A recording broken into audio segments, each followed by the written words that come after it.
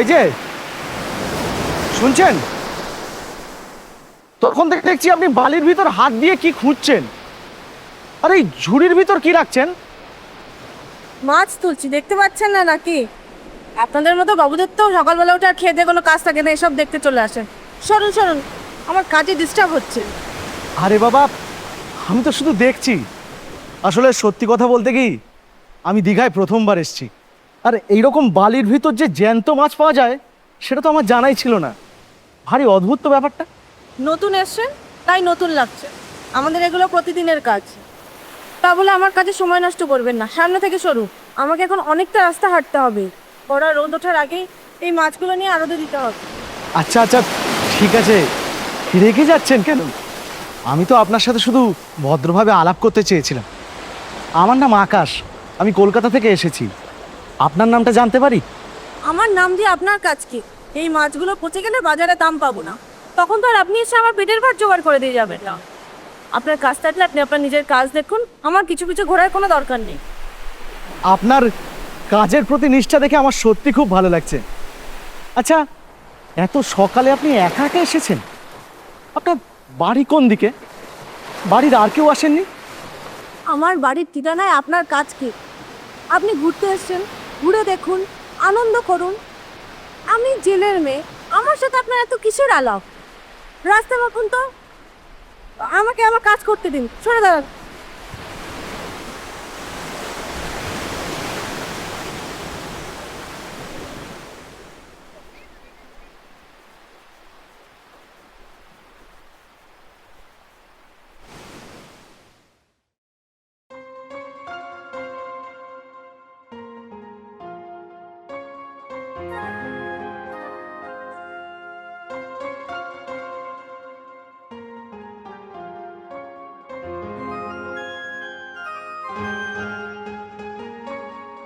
আরে, আজও মাছ কুড়োতে বেরিয়েছেন? কিন্তু আজ তো আবহাওয়া ভালো না, বৃষ্টি আসতে পারে। তাছাড়া আর কি করব? আর আপনাদের কি সত্যি কোনো কাজ কাম নেই? আপনাকে না বারণ করেছি আমার কাছে আসতে। না, কাজ তো আছেই, তবে আপনাকে এই একা একা সমুদ্রের ধারে মাছ কুড়োতে দেখতে খুব ভালো লাগে। আসলে এরকম দৃশ্য দেখার সুযোগ তো প্রতিদিন হয় না, তাই ভাবলাম আজ আবার আসি। খুব ভালো লাগছে না? মজা লাগছে? আমার এই হাড় ভাঙা খাটুনি নিয়ে আপনাদের মতো শহরের বাবুদের তো মজা করাটাই স্বাভাবিক। আপনাদের কাছে এটা একটা সিনারি, আর আমাদের কাছে পেটের জ্বালা। যাই হোক, দয়া করে সরে দাঁড়ান, আমার কাজে দেরি হয়ে যাচ্ছে। ঠিক আছে, কিন্তু আপনাকে রাগলে আরো বেশি সুন্দর লাগে। আচ্ছা, আপনাদের কি এটাই কাজ? জাল ফেলা, মাছ কুড়োনো, তারপর সেই মাছ বাজারে বিক্রি করা? আচ্ছা, এই করেই কি জীবনটা কাটিয়ে দেবেন? এর বাইরে আর কোনো স্বপ্ন বা ইচ্ছে নেই? স্বপ্ন? আমাদের মতো জেলের মেয়েদের আবার স্বপ্ন কিসের? আমাদের প্রতিদিনের একই কাজ। আসবো, মাছ কুড়োবো, বাজারে নিয়ে যাব, যাতে দুটো পয়সা বেশি পাই। এর বাইরে কোনো স্বপ্ন দেখার সাহস বা বিলাসিতা কোনোটাই আমাদের নেই। সব জেলের মেয়ের স্বপ্ন এরকম হয় না। আপনার চোখে অন্য কিছু আছে, আপনি চাইলে অন্য কিছু করতে পারতেন। আচ্ছা, আপনার কি কখনো মনে হয় না এই বালুচরের বাইরে একটা অন্য জীবন আছে? আপনি কি সব মানুষের সাথে এমন ভারী ভারী কথা বলেন? আমি তো একটা জেলের মেয়ে, আমার সাথে এসব কথা বলে আপনার কি লাভ? জেলের মেয়ে তো কি হয়েছে, আপনার মধ্যে যে তেজ আছে সেটা শহরের মেম সাহেবদের মধ্যেও নেই। আমি একটা কথা ভাবছিলাম, আমি সিভিউ হোটেলে উঠেছি, আর সন্ধ্যায় আসুন না, ওখানে একটু চা কফি খাবো দুজনে, আর শান্তিতে বসে দুদণ্ড কথা বলবো। হোটেল? আমি একটা জেলের মেয়ে হয়ে যাব হোটেলের ভেতরে? আপনি কি পাগল হলেন নাকি? ওখানে সব শহরের বড় বড় বাবুরা থাকে, আমাকে দেখতে পেলে গলা ধাক্কা দিয়ে বার করে দেবে। আর আমাদের গ্রামের লোক দেখতে পেলে তো কোনো কথাই নেই। এতে ভয়ের কি আছে?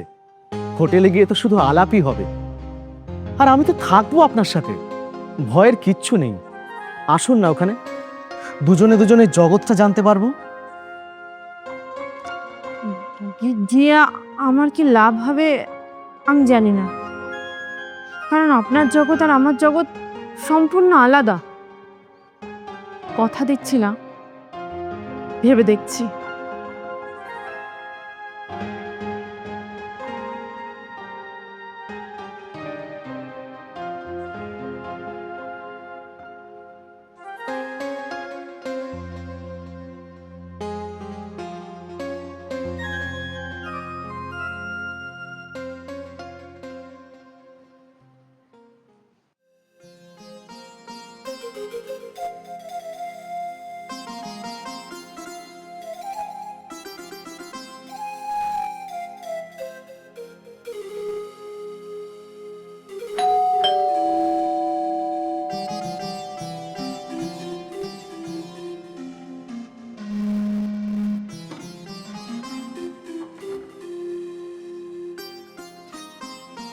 তুমি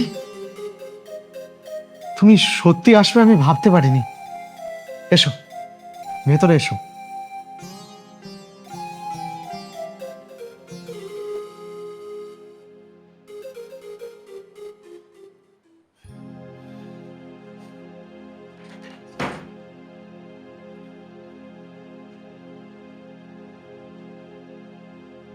জায়গাটা খুব সুন্দর, কিন্তু আমার কি এখানে আসা ঠিক হলো? কেউ জানতে পারলে তো আমার মুখ দেখানোর জায়গা থাকবে না। অবশ্যই ঠিক হয়েছে। তুমি এত কেন ভয় পাচ্ছ? তুমি ওপরে উঠে বসো। আচ্ছা, আমি কি তোমার জন্য চা বা কফি কিছু বলবো? না না, ওসব কিছু লাগবে না। আমি বেশিক্ষণ থাকবো না, বাড়ি থেকে জল আনতে যাওয়ার কথা বলে বেরিয়েছি। তুমি তো শহরের বাবু, কদিন পর ফিরে যাবে, তখন কি এই জেলের মেয়ের কথা আর মনে রাখবে? কেন এমন ভাবছো বলো তো? আমি শুধু তোমাকে মনে রাখবো না, আমি তোমাকে ভালোবাসতে শুরু করেছি। তোমাকে দেখে আমার মনে হয়েছে আমার জীবনে তোমাকে আমার খুব দরকার। বাহ, খুব সুন্দর করে কথা বলো তো তোমরা। আমাদের মতো গরিব মেয়েদের ভুলিয়ে ভালিয়ে ফাঁদে ফেলা তো তোমাদের জন্য খুব সহজ। আমি দেখতে খারাপ, তোমার জন্য শহরের কত সুন্দরী সুন্দরী মেয়েরা আছে।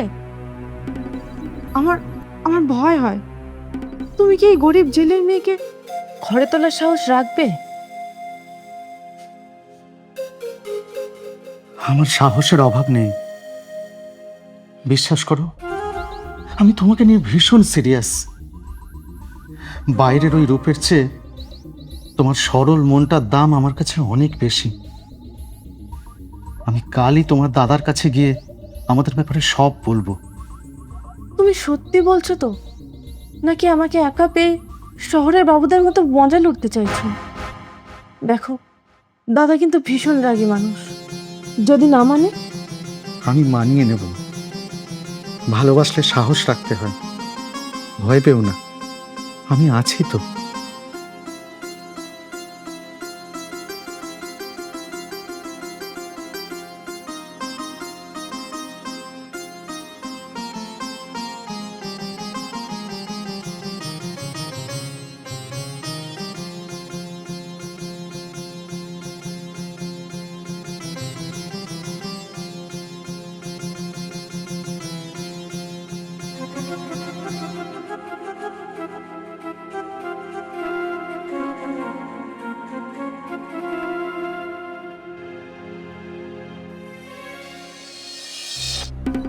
কি ব্যাপার আকাশ, এত সকাল সকাল ব্যাগপত্র গুছিয়ে কোথায় পালিয়ে যাচ্ছ লুকিয়ে লুকিয়ে? মানে মালা, তুমি এখানে? আসলে সকালবেলা আমার একটা এমার্জেন্সি ফোন এলো অফিস থেকে, হঠাৎ, তাই আমাকে এখনই ওই কলকাতা বেরিয়ে যেতে হচ্ছে। তাই ভাবলে সকাল সকাল জেলের মেয়েটাকে বোকা বানিয়ে এখান থেকে চলে যাবে, তাই তো? কাল থেকে আমি সব লক্ষ্য করেছি বউ, তোমার মতলব আমি বুঝে গেছি। তুমি তো আমাকে কথা দিয়েছিলে আকাশ, সকাল হলে তুমি আমার বাড়ি যাবে, আর তুমি ব্যাগ গুছিয়ে পালাচ্ছিলে। আমি তো তোমাকে আগেই বলেছিলাম আমি দেখতে ভালো না, তাহলে আমার সাথে এই ভালোবাসার নাটক কেন করলে? শুধুমাত্র আমাকে একা পেয়ে রাত কাটানোর জন্য? আমি তো তোমার কথাই বলে তোমায় আমার সত্যিই ভালোবেসেছিলাম, তাহলে আমার সাথে এই ভালোবাসার খেলা কেন খেললে? বিশ্বাস করো মালা, আমি তোমাকে সত্যিই বিয়ে করব। শুধু একবার কলকাতা গিয়ে। চুপ কর শয়তান! শহরের বাবু কি ভাবো নিজেদের? আমাদের মতো জেলের মেয়েদের এইভাবে প্রেমের জালে ফাঁসাবে, দীঘাতে বেড়াতে আসবে, তারপর রাত কাটাবে, আর সকাল হলেই ফাঁকি দিয়ে চলে যাবে? এটা তো হতে পারে না। সেদিন ওই সমুদ্রের পাড়েই আমি তোমাদের দেখেছিলাম, কিন্তু কিচ্ছু বলিনি। শুধু দেখতে চেয়েছিলাম যে তুমি কত দূর যেতে পারো। আমাকে ছেড়ে দিন দাদা, আমি বলছি আমি সত্যি ফিরে আসবো। না, আর কোনো কথা নয়। তুমি আমার বোনের মান সম্মান নিয়ে ছিনিমিনি খেলেছ। এখন তোমার সামনে দুটো রাস্তা খোলা। এক, হয় তুমি আমার বোনের স্মৃতিতে সিঁদুর দিয়ে ওকে বিয়ে করে তুমি তোমার ঘরে তুলবে। দুই, নয়তো ওর যা ক্ষতি করেছো তার জন্য 10 লাখ টাকা ক্ষতিপূরণ দেবে। না হলে তোমাকে এখনই নিয়ে গিয়ে ওই সমুদ্রের জলে ডুবিয়ে মারব। কোনো পুলিশ তোমাকে বাঁচাতে পারবে না। 10 লাখ টাকা? আমি একটা সাধারণ চাকরি করি, এত টাকা আমি কোথায় পাবো? কেন, যখন আমাকে স্বপ্ন দেখিয়েছিলে তখন তো অনেক বড় বড় কথা বলেছিলে, এখন এরকম ভয় পাচ্ছ কেন? তুমি আমার মন নিয়ে আমার শরীর নিয়ে খেলেছো, তার হিসাব তো তোমাকে চোকাতেই হবে। আর হ্যাঁ, আমি কিন্তু কোনো ঠাট্টা করছি না গো।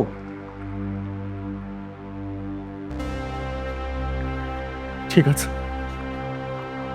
ঠিক আছে, আমি মালাকে মেনে নিচ্ছি। আসলে দাদা, আমি মালাকে ঠকাতে চাইনি, একটু ভয় পেয়ে গেছিলাম, তাই চলে যাচ্ছিলাম। মালা, এসো মালা। তাহলে মেনে নিলে? একটা কথা কিন্তু মনে রেখো, আমার বোন যদি কোনো কষ্ট পায় তাহলে তার ফল কিন্তু ভালো হবে। কথা মনে রেখো। আসি।